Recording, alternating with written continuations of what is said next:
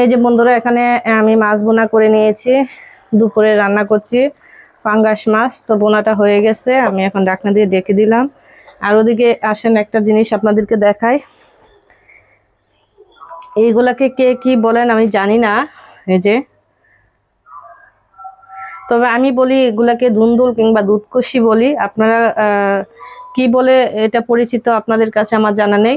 তবে একটা টিপস দিব আজকে আপনাদেরকে, যেটা আপনাদের অনেক কাজে লাগবে, অনেক গৃহিণী আপুদের এটা অনেক কাজে লাগবে।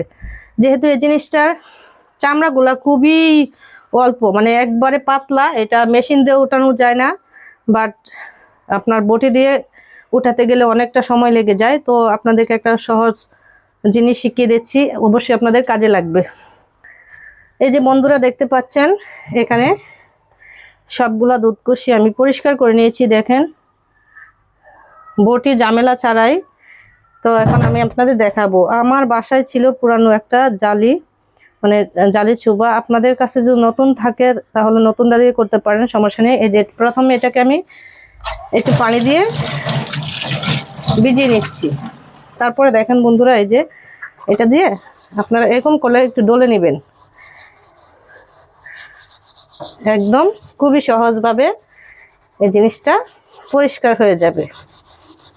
আমি এরকম করে সবগুলাই করে নিয়েছি।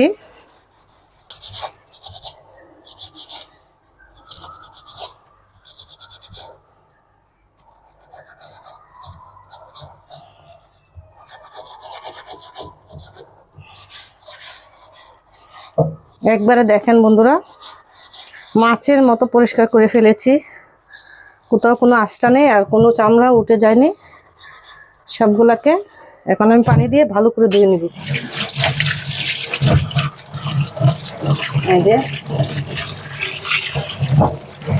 পুরোটা পরিষ্কার করে আমি আপনাদেরকে দেখাচ্ছি।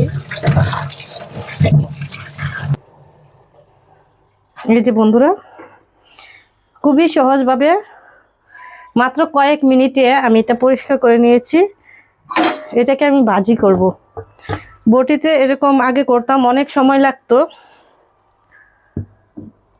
বাট হাতের মধ্যে আটা আটা হয়ে যেত। এই পদ্ধতিতে আমি এখন এগুলা করে থাকি। আপনারা বাসায় ট্রাই করে দেখবেন। আর যদি কারো কাছে এই টিপসটা ভালো লাগে, কোনো গৃহিণীদের উপকারে আসে, তাহলে অবশ্যই আমার চ্যানেলটা সাবস্ক্রাইব করবেন, লাইক কমেন্ট শেয়ার করবেন। ধন্যবাদ।